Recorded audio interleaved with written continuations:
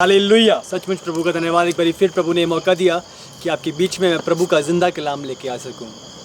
सचमुच आज सुबह मैं बात कर रहा था मम्मा से और हम बात कर रहे थे और एक वचन परमेश्वर ने हमें दिया। मैं वो वचन पढ़ूंगा पहले।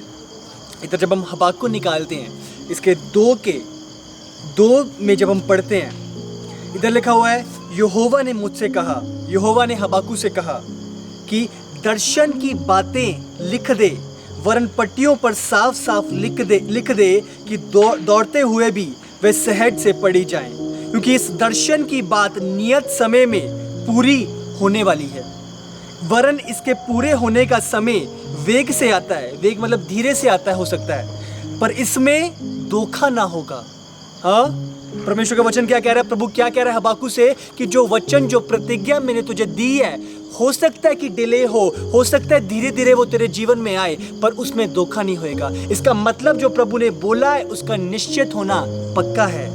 आगे लिखा हुआ है, चाहे इसमें विलंब भी हो, थोड़ी सी देर भी हो, तो भी उसकी बाट जोते रहना, क्योंकि वह निश्चय पूरी होगी और उसमें देर ना होगी।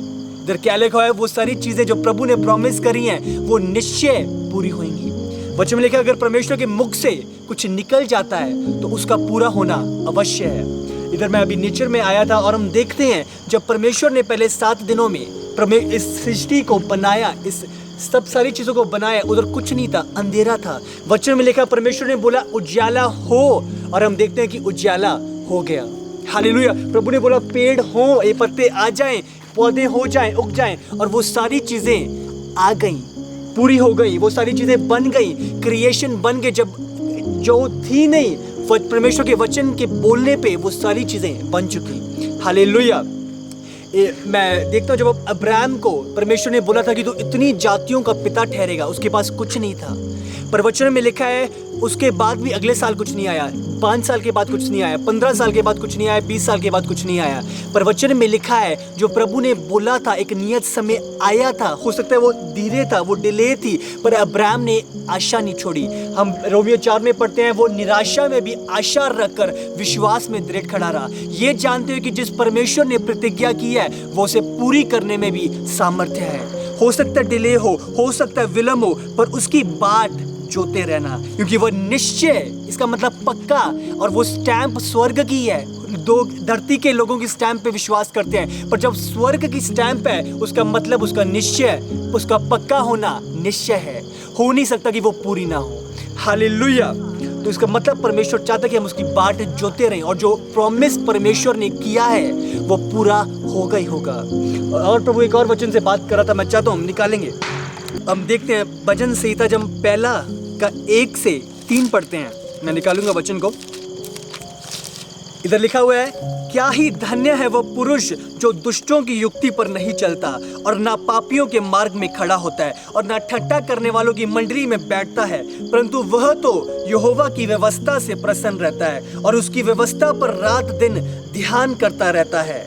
आगे लिखा हुआ है, वो उस वृक्ष के समान है जो बहती नालियों के किनारे लगाया गया है और अपनी ऋतु में फलता है और जिसके पत्ते कभी मुरझाते नहीं है। इधर बच्चों में क्या लिखा हुआ है कि वो अपनी ऋतु में फलता है। ऋतु मतलब एक सीजन है, एक समय है जिसमें उसको फलना है। बहुत सारे लोग बहुत सारी चीजें पहले एक्सपेक्ट करते हैं, तो वो अपने सीजन का वेट नहीं करते जिसमें फ्रूट को आना है। इधर हम देखते हैं कि पेड़ लगे हैं, हर एक चीज का एक समय है, एक फ्रूट का आने का समय है, उसका बोने जाने का समय है और उसके निकलने का समय है। अगर हम बोले अगर आज मैंने सीड बोया और कल को ही वो फ्रूट आ जाए, ऐसा नहीं होएगा।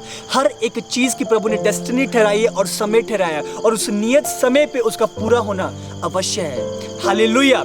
बहुत बारी परमेश्वर हमें बहुत सारी चीज़ों में मैच्योर करता है। अब्राहम का 25 साल की वेट ऐसी नहीं थी, एक रीज़न था अब्राहम की 25 साल वेट का। हो सकता है जब हम देखते हैं अब्राहम को 25 साल के बाद जब संतान हुई, जब वो संतान वो इसहाक बड़ा हुआ, वचन में लिखा है परमेश्वर ने बोला कि ए अब्राहम इसहाक को मेरे लिए चढ़ा दे, इसकी बलि मुझे दे दे। उस टाइम पे अब्राहम ने मना नहीं किया।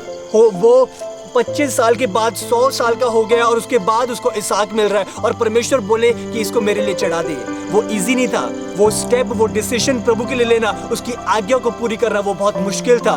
पर वचन में लिखा है उसने प्रभु की आज्ञा माना। जो अब्राहम को बोला गया कि इसहाक को चढ़ाने के लिए परमेश्वर में वचन में लिखा है उसने आज्ञा को माना और इसहाक को लेके वो पहाड़ पे चल दिया। जब इसहाक पूछ रहे अपने पापा से, पापा बलि कहाँ पे है? हमारे पास आग भी है, हमारे पास लकड़ियां भी हैं, पर इनके लिए बलि कहाँ है? हम देख सकते हैं उस समय बाप का हृदय क्या था, वो कैसे बताए अपने बच्चे को कि वो ही एक बलि है।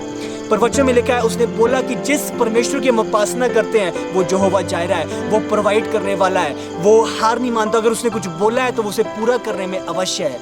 हालेलुया। प्रभु आपसे प्यार करता है। परमेश्वर अपने नियत समय पे सारी चीज़ों को पूरा करना जानता है। हालेलुया।